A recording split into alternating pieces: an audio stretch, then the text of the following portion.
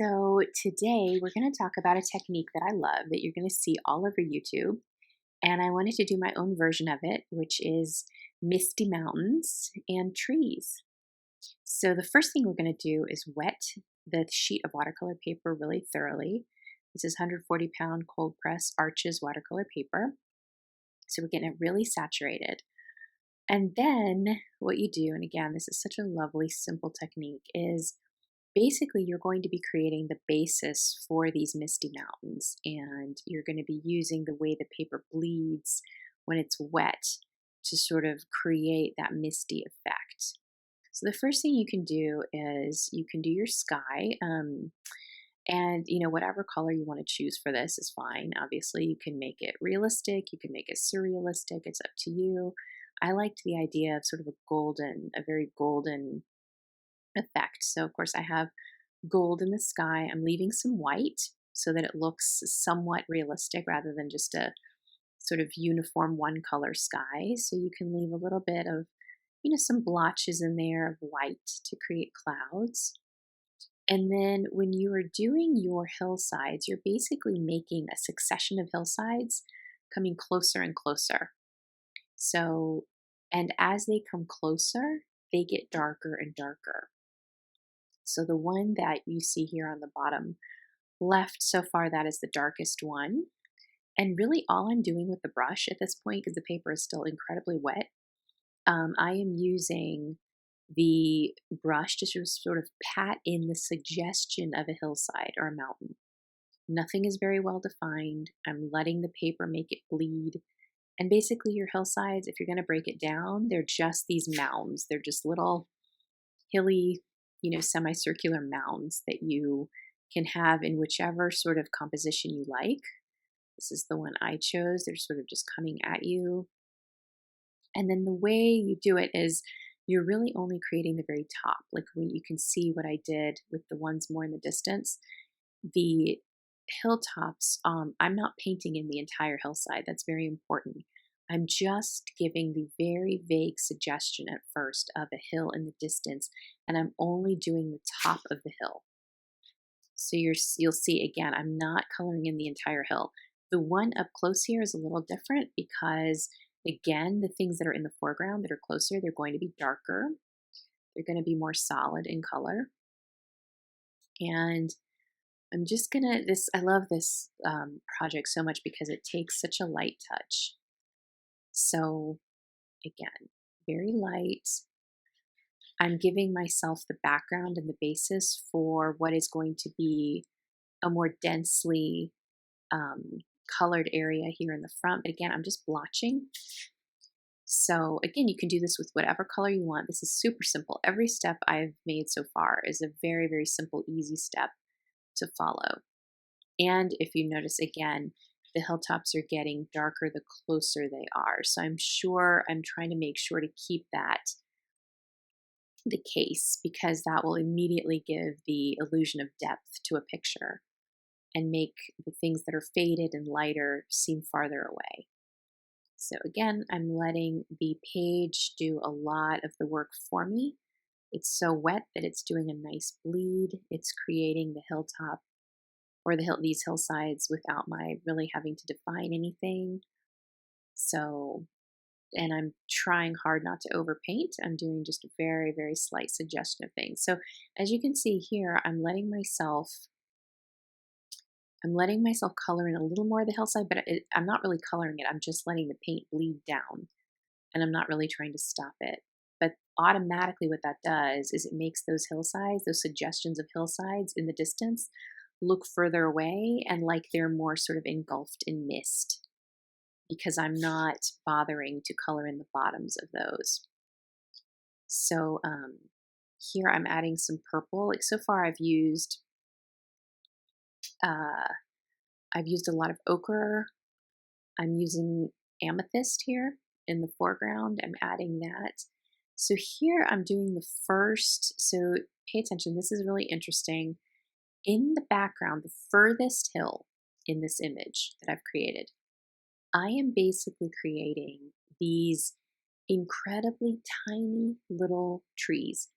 I'm using one of the smallest brushes I have to just sweep up. That's all I'm doing.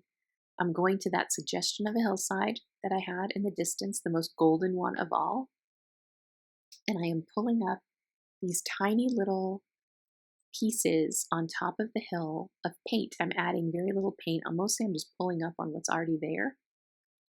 And because they're so far away, they're not gonna be well-defined trees. They're just gonna be the little suggestions of trees. And as a matter of fact, as I'm doing this, I'm realizing that this looks actually almost like a city on a hill.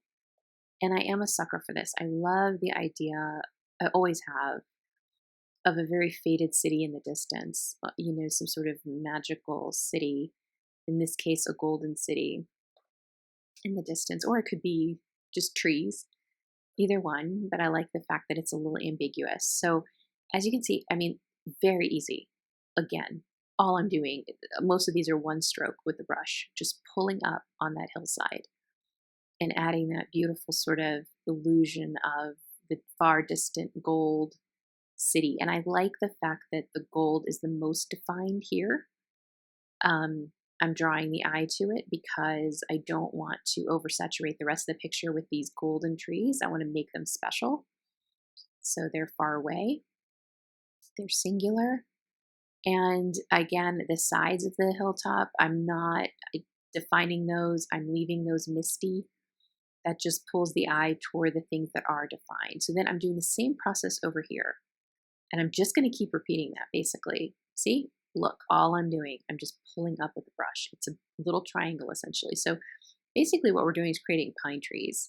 And again, you'll see this technique all over YouTube. And pine trees are a very easy thing to create with this because it's a few strokes. It naturally lends itself to a brush just kind of coming down in those strokes. And so I'm adding those to the tops of these sort of suggestions of hillsides, but then we're not done because as you can see, the bottoms of these trees are still pretty well defined. We're going to change that. One thing I'm making sure to do is I'm making sure to make some of these faded and some of these a little more well defined. That's more realistic. They're not all going to be the same distance away and the same density of foliage. So as you can see here, I'm just pulling down the brush. A lot of that's water. I'm just wetting the page or wetting the paintbrush and pulling down to sort of fade the bottoms of those trees into the hillside.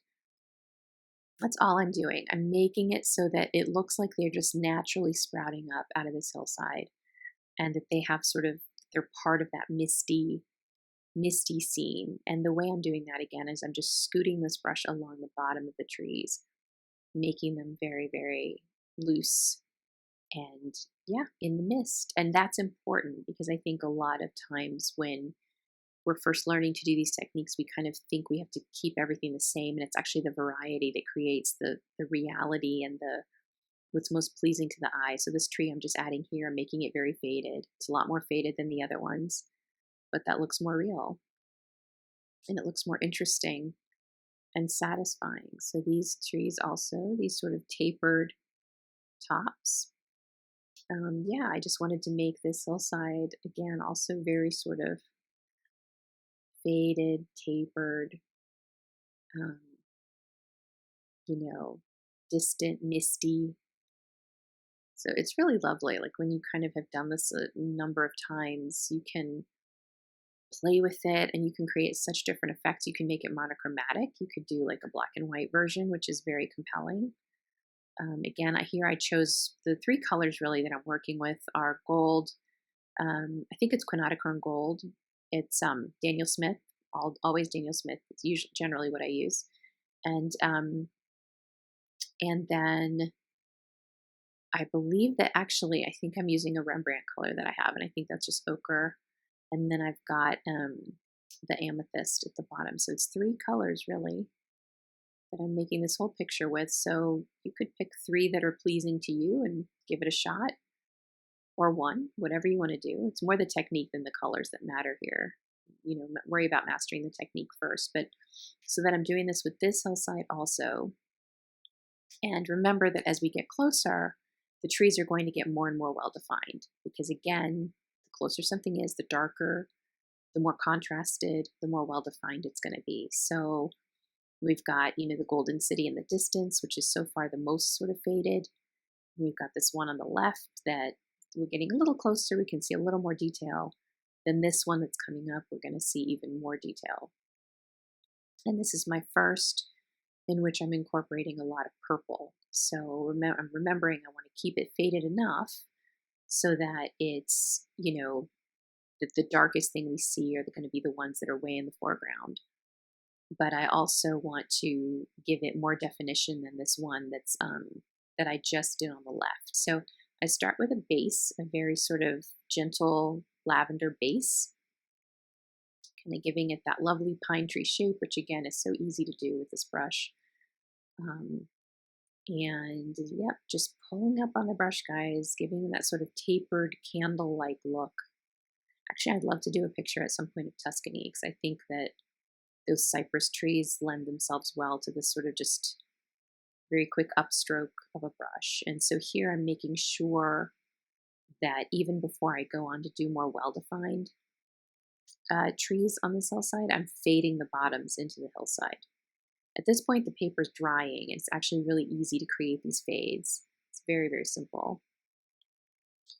And yeah, so I'm adding a little bit of detail there. Let's give it a little bit of shadow, but I'm making sure I'm working very consciously from light to dark, moving into the dark and that's always the best way to work for me, frankly.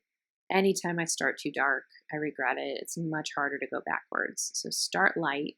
At least that's what I do. That's my technique. I start light if I can and work up to it. So again, notice these trees are bigger. They're a lot bigger than the others that we saw, or than we've seen so far.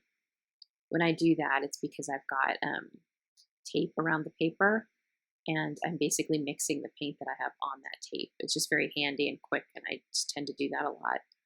So yeah, so these new lavender shaded pines are already bigger, and so we're seeing a lot of the progression of distance. We're seeing these move towards us,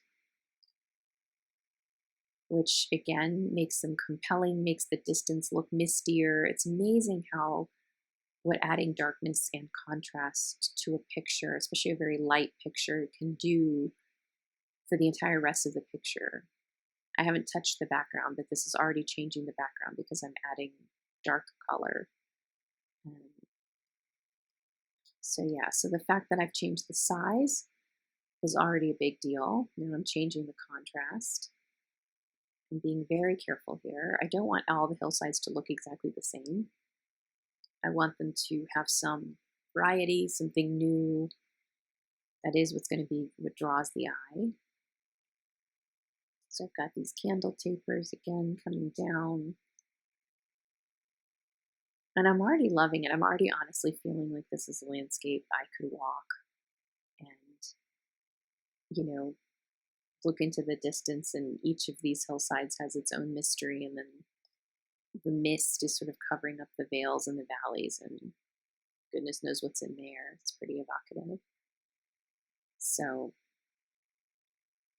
here, I'm going straight down here, which I don't always do, but I'm experimenting with the lavender. I'm making sure that I have enough contrast between the two bunches of purplish trees. So, and I do sometimes work out of order like this in that, so far it would have indicated that I would have done the next hillside I would have done would have been that one, the last one there on the left. But instead, I'm going down and making sure of the contrast. So these are going to be the closest trees we see. They're going to be very dark, very, very dark. And again, that gives us the illusion of depth in this image. And the darker these get, so right now this is very well defined. It's not going to stay quite that well defined. It's also crooked. It's a crooked pine. But with these, it is easier sometimes to start with a lot of definition and then sort of like bleed it out onto the page. And I'm experimenting too. I'm playing here.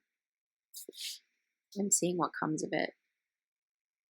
So now I'm going in with a slightly larger brush, which I can do when I'm painting the trees that are closer because they're large enough to lend themselves to a bigger brush. And this is a really good brush for blending also. So again, very light touches. If you do this kind of image, you cannot have a heavy hand. It has to be very, very light, very careful, very experimental. Let yourself play. You can't be too perfectionistic, which you never really can with watercolors in some sense. You can't be controlling and perfectionistic. You have to let them do their thing. And this is a good example because the way the paint falls on the page is going to indicate where it's going to look best. And you have to have the patience and trust, I think, to kind of let that happen. So I'm letting this one be pretty dark too, but I'm trying to fade it also right away so that it's not quite as dark as the other ones in the foreground. So again, it's pretty easy to create these shapes.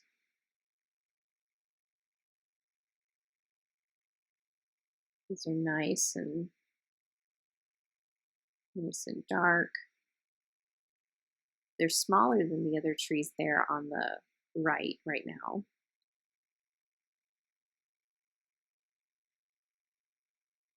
But they are contrasted. So again, as I get closer to the foreground, I'm really trying hard to just play and see what works.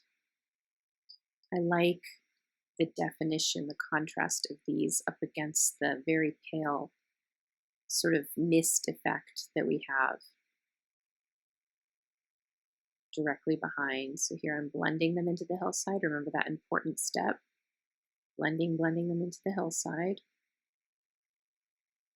And again, when you have stuff that's golden and faded like this, it's always evocative of some sort of like old photograph, some sort of nostalgic feel. It's very neat. So making it nice and faded, but note that I did make that one tree there on the left a darker brown. I put a darker brown in it than I've used so far. So I'm making these two closer clusters of trees. One is a darker brown, one's a darker purple. And as you can see sort of along the bottom there, not where my brush is, but underneath, along the bottom of the page, you'll see that the watercolors have naturally formed almost this sort of like little forest barrier. It's going to come in very handy when I want to use it. Again, I'm being very light and careful with how I want to define these. Very, very careful. And this is a very systematic project. Here I'm making sure the paint doesn't drip onto the page, but you can do this project very easily. Okay, as we get closer, so this is so far the closest tree, I'm giving that a little more definition, a little more darkness.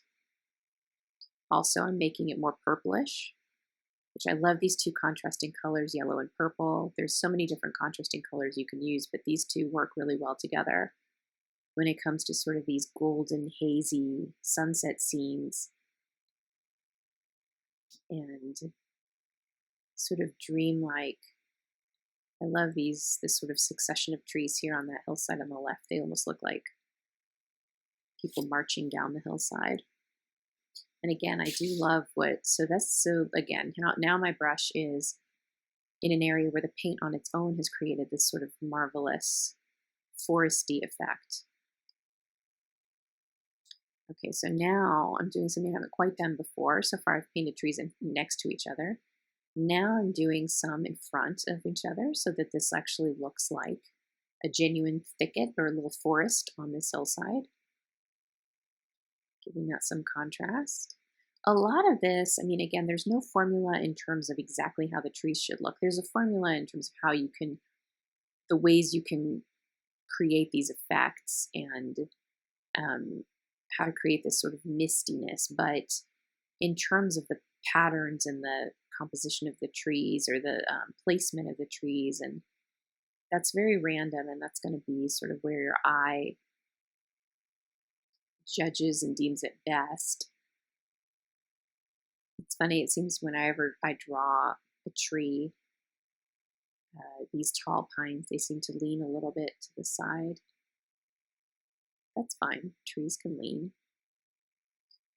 I'm making some of these much more tall and towering. I decided I don't like that one right there. And it was wet enough for me to lift pretty easily. So now I'm making them shorter. I'm kind of giving this, I want to make sure that I keep the bottom of this image pretty misty.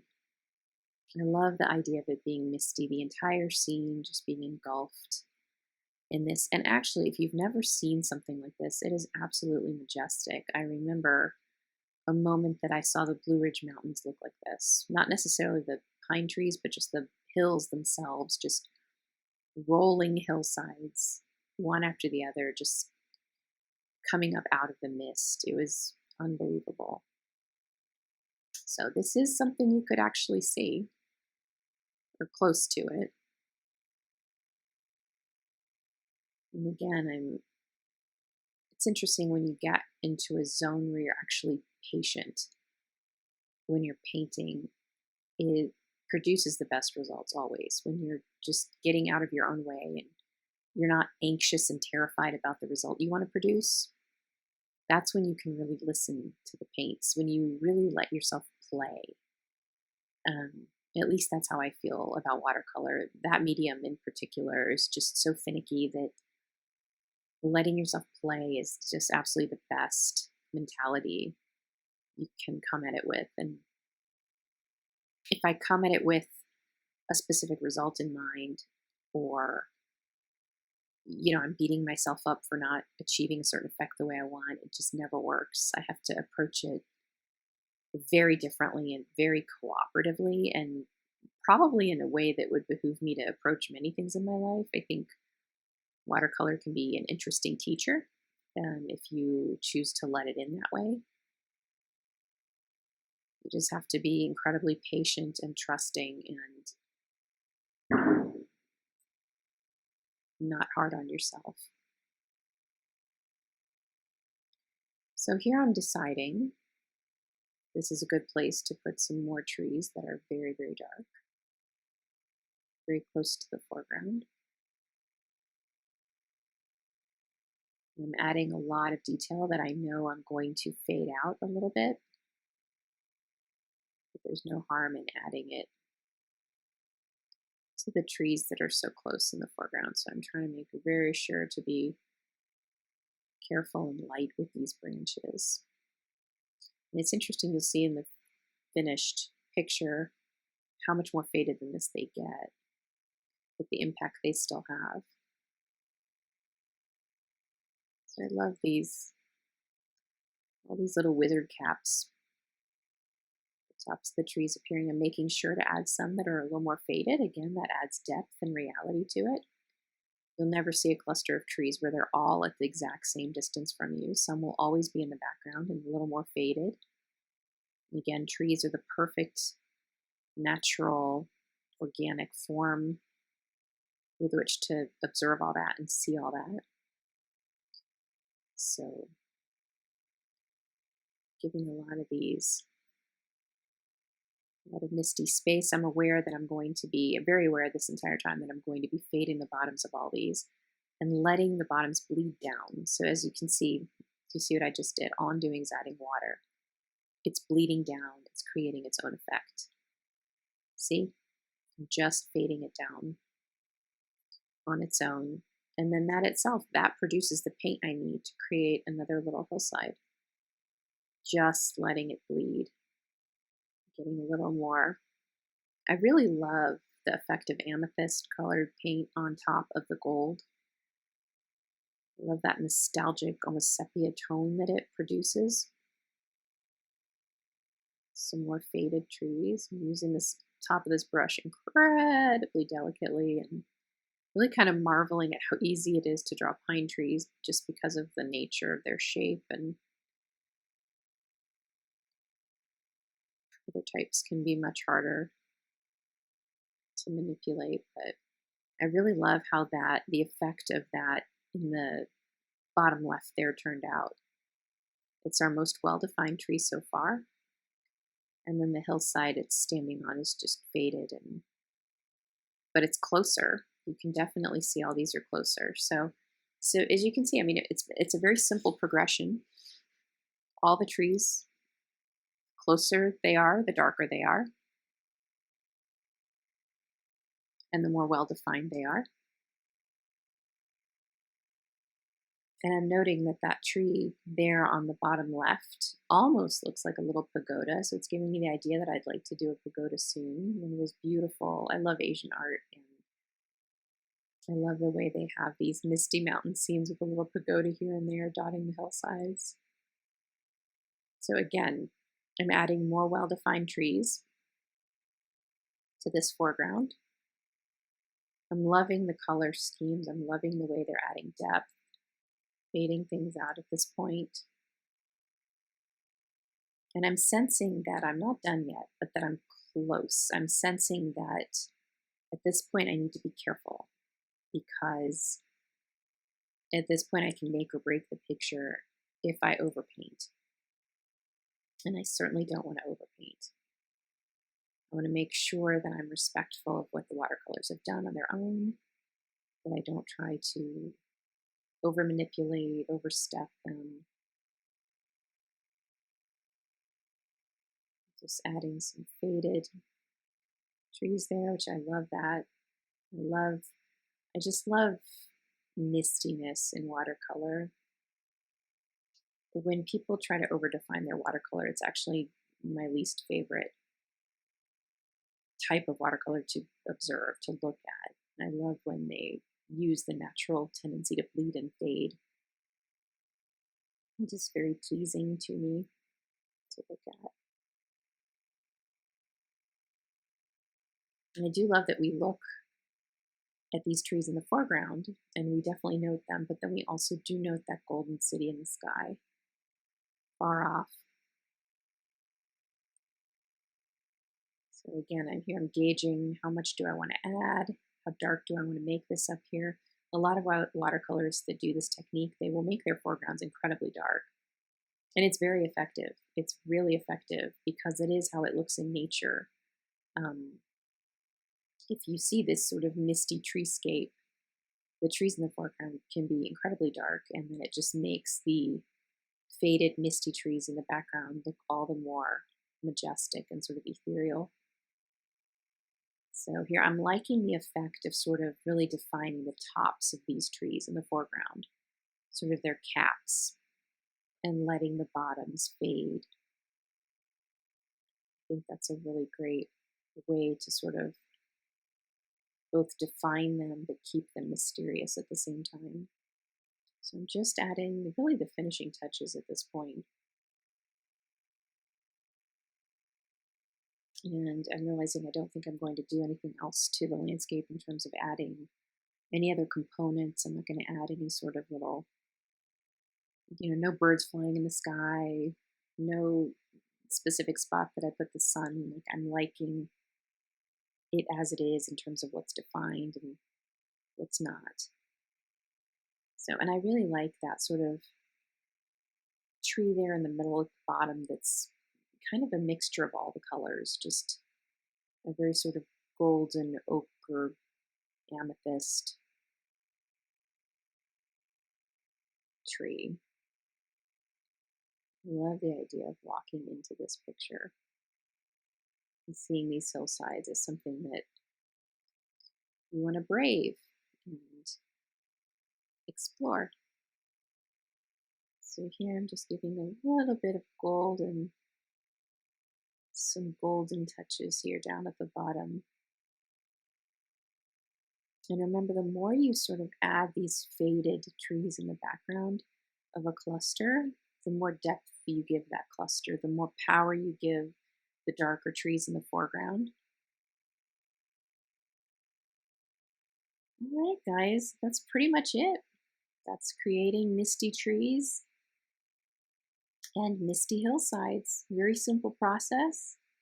Hope you enjoyed it. Hope you try it on your own. Would love to hear about it, what you come up with. So here at the end, you are about to see what it ended up looking like. So that's the finished product. And again, I hope you like it. Hope you try it. And if you like what you saw, please like and subscribe. And thanks so much for watching. I will see you again next week. Thanks. Bye.